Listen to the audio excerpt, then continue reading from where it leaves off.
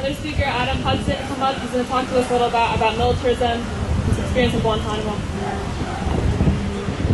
Thank you. So recently I was in Guantanamo for 2 weeks. I wasn't detained there. I'm a journalist, so I was there reporting on the U.S. use of military commissions in Guantanamo and the hunger strike.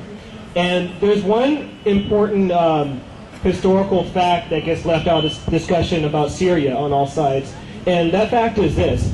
When the Bush administration was in power, they implemented a policy of extraordinary rendition in which they would kidnap people and send them to undercountry to be tortured.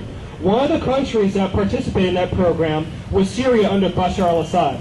And so the United States government plays this game where it pretends that, like, Assad is somehow an enemy of the U.S. and is somehow against the interests of the so-called peace-loving, freedom-loving world.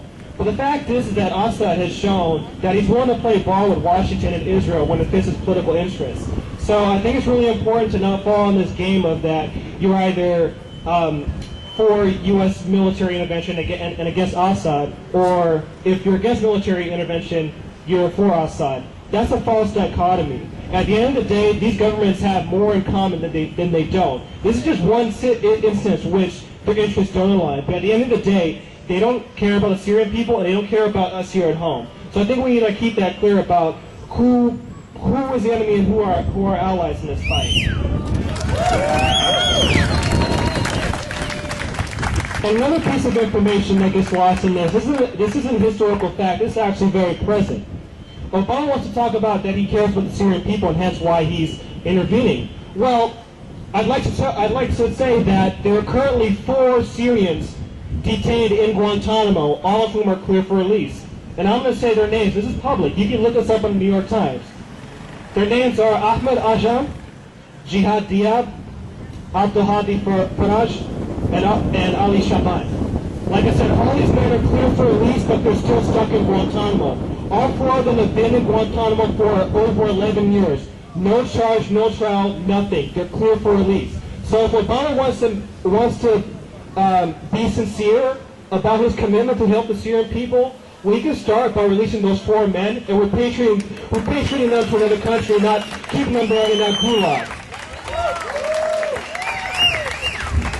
And now is the campaign promise of his to close Guantanamo.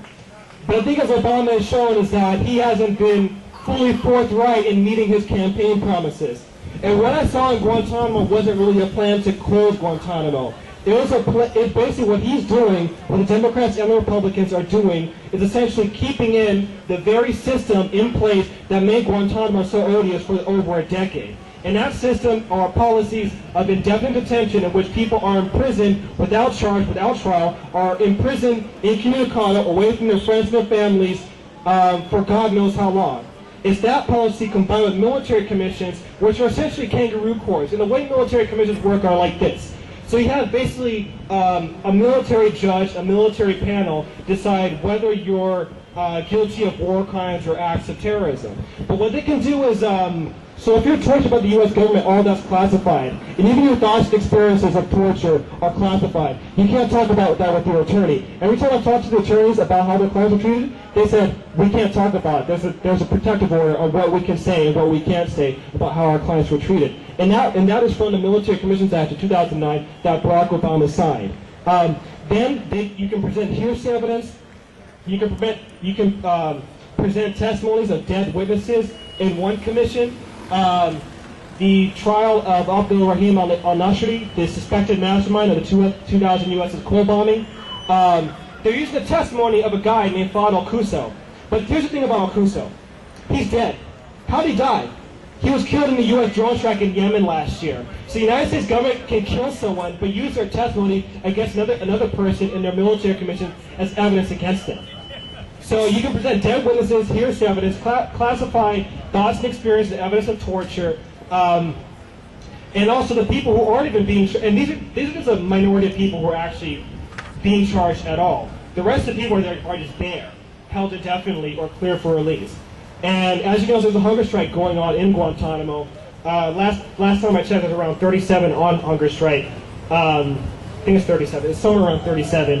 And around the same number, 33 are being force-fed. It's essentially when force feeding is just you stick a tube up someone's nose and shove it down their stomach to feed them a nutritional supplement. Doctors have said that that's a violation of medical ethics and amounts to torture, but in Guantanamo, that's just, they don't care. To them, that's an opinion. They're trying to preserve life in Guantanamo. But guess what? In your lovely state of California, they're doing that to prisoners here. Force feeding them. In liberal Democrat California, headed by a Democratic legislature and a Democratic governor, are force-feeding prisoners. So let's not fall into this vault dichotomy of Democrats, Republicans, Cheech and Chong, Tweedledum politics. At the end of the day, they're upholding the very same system. And there's one final point I'd like to make is this. There's a tendency to separate what the U.S. does abroad and what the U.S. does at home. That again, is another misconception. Like I said, there's force feeding in Guantanamo and force feeding in U.S. prisons here at home. But also, some of the people who are guards in Guantanamo have experience overseeing penitentiaries here in the U.S. And even some of the camps in Guantanamo are modeled off of U.S. prisons. So keep that in mind. So Obama's plan is essentially this: keep indefinite detention, but just put him in a federal prison in Illinois. What difference is that? Being indefinitely detained in Guantanamo or being indefinitely detained at a Supermax in Illinois? What's the difference? The only difference is location. That's the only difference. The same policy exists. And he's continuing it. So there's that indefinite detention, and also his signing of the NDAA, which allows the indefinite detention of U.S. citizens on American soil. Anyone who is suspected of substantially supporting Al-Qaeda, Taliban, and associated forces, whatever that means. So I think we need to be clear in seeing what the U.S. does abroad and what it does at home. It's coming back here.